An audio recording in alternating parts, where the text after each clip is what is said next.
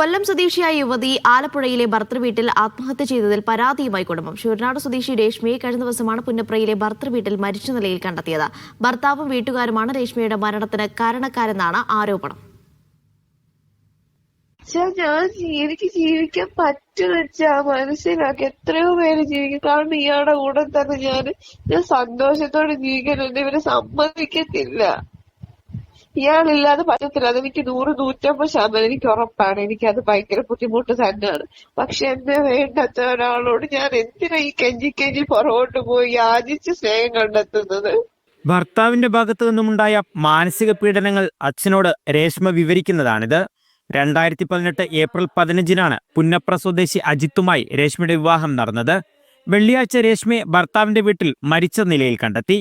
ഭർത്താവിന്റെയും കുടുംബത്തിന്റെയും മാനസിക പീഡനവും ഭർത്താവിന്റെ വഴിവിട്ട ബന്ധങ്ങളുമാണ് ആത്മഹത്യ ചെയ്യാൻ കാരണമെന്നാണ് പരാതി. രേഷ്മയുടെ അന്ത്യകർമ്മങ്ങൾക്ക് ഭർത്താവ് എത്താത്തതും കുടുംബത്തിന്റെ സംശയം വർദ്ധിപ്പിച്ചു. ചേട്ടന്റെ ഭാര്യയായിട്ട് മരുമോന് അവിഹിത ബന്ധമായിരുന്നു. അടുത്ത മാസം ഈ ചേട്ടത്തി എന്ന് പറയുന്ന ചേട്ടന്റെ ഭാര്യ ഗൾഫിൽ നിന്ന് വരും. എന്റെ മോളെ അവിടുന്ന് ഒഴിവാക്കണം, നീ ഇവിടുന്ന് പോകണം എന്നൊക്കെ മോളോട് ആവശ്യപ്പെട്ടു. നീ ഇവിടെ പട്ടിയെ പോലെ വേണേ കിടന്നോ, എനിക്ക് എന്റെ ചേട്ടത്തിനെ മതി എന്നൊക്കെ അവളോട് ആവശ്യപ്പെട്ടു. അതിന്റെ വിഷമത്തിലാണ് എന്റെ മോള് ആത്മഹത്യ ചെയ്തത്. നേരിട്ട പീഡനങ്ങളും അവഗണനയും രേഷ്മ സഹോദരിയുടെ ബുക്കിൽ എഴുതി വച്ചിരുന്നു. ഭർത്താവിനും ഭർത്തൃ വീട്ടുകാർക്കുമെതിരെയാണ് കുറിപ്പ്. രേഷ്മയെ ഭർത്താവ് ശാരീരികമായും ഉപദ്രവിച്ചെന്നാണ് ആരോപണം. പലപ്പോഴായിട്ട് പറഞ്ഞിട്ടുണ്ട്, അവിടെ നിന്ന് ഇറങ്ങിപ്പോടി, ഡിവോഴ്സ് വേണം, ഇറങ്ങിപ്പോടി എന്ന് പറഞ്ഞിട്ടുണ്ട്. പിന്നെ എൻ്റെ ചേച്ചിനെ ഒരുപാട് ഉപദ്രവിച്ചിട്ടുണ്ട്. അവിടെ ഇട്ട് ഡിവോഴ്സ് വേണമെന്ന് പറഞ്ഞ് ഒരുപാട് ഉപദ്രവിച്ചിട്ടുണ്ട് എൻ്റെ ചേച്ചി, മാനസികമായിട്ടും ശാരീരികമായിട്ടും. സഖിയായിട്ട് എൻ്റെ ചേച്ചി.